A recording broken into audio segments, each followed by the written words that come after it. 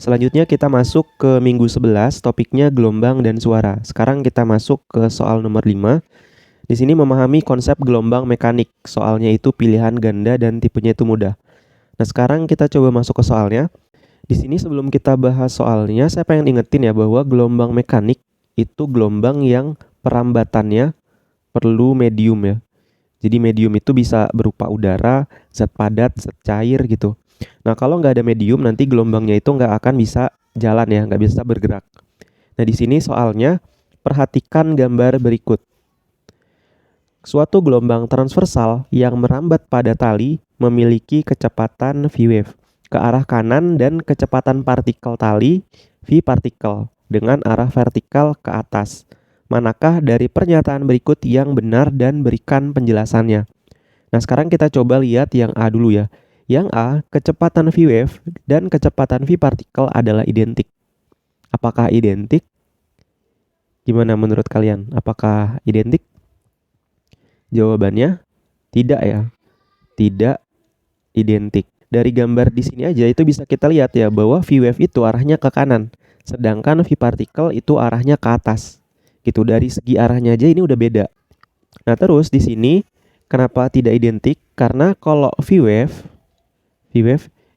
atau kecepatan gelombang ini nilainya selalu sama setiap saat. Sedangkan kalau v-partikel itu nilainya selalu berubah-ubah setiap saat. Nah, setiap saat ini itu bisa disebut juga setiap waktu lah gitu. Nah, di sini kenapa nih nilai v-partikel ini nilainya berubah setiap saat? Karena ini itu kecepatannya kecepatan gerak harmonik sederhana. Yang besarnya itu kan AW cos omega T. Jadi ini tuh dipengaruhi oleh waktu gitu. Jadi kalau waktunya itu berubah, maka kecepatannya juga akan berubah. Gitu ya. Jadi saat ini titiknya itu kan di sini ya. Pada detik berikutnya, titiknya bisa aja ada di sini. Pada detik berikutnya, titiknya akan ada di sini. Dan seterusnya ya, ada di sini, ada di sini, dan ada di sini. Nah, ini kan berubah-ubah ya nilainya. Jadi di sini kecepatan partikel nilainya itu berubah-ubah setiap saat. Jadi kesimpulannya, kecepatan v-wave dan kecepatan partikel itu tidak identik gitu. Sekarang kita masuk ke soal yang B. Yang B, kecepatan v-wave dan kecepatan partikel itu beda. Nah, ini benar nih. Ya kan, ini benar. Udah kita buktikan juga di jawaban yang A. Gitu ya. Jadi di sini tuh jawabannya berbeda gitu. Nah, di sini kalau kalian pengen lihat bedanya kita bisa lihat dari persamaan kecepatannya. Pada kasus ini kan pada tali ya. Kecepatan gelombang pada tali itu besarnya sama dengan akar F dibagi M dibagi L gitu. Nah, dari sini itu bisa kita lihat ya bahwa kecepatan gelombang pada tali itu berpengaruh sama gaya atau tegangan ya. Di sini gaya atau tegangan. Terus berpengaruh sama massa talinya. Terus berpengaruh sama panjang talinya. Nah, terus kalau untuk v-partikel itu kecepatannya itu dipengaruhi oleh gerak harmonik ya kan. Yang nilainya itu sama dengan AW cos omega T. Gini. Jadi kecepatan partikel ini itu dipengaruhi oleh yang pertama oleh amplitudo, ya kan? Amplitudo. Terus yang kedua itu dipengaruhi oleh frekuensi sudut atau kecepatan sudut. Lalu yang terakhir dipengaruhi oleh waktu. Gitu. Jadi inilah yang membedakan antara kecepatan gelombang dengan kecepatan partikel.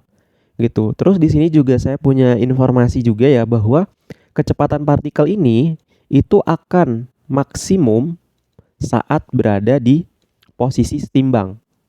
Oke. Jadi di posisi setimbang nilai kecepatan partikelnya akan maksimum. Lalu kecepatan partikel ini itu akan minimum saat mencapai simpangan maksimumnya. Nah, simpangan maksimum itu berarti di sini ya, di titik puncak ini atau di titik paling bawahnya ini.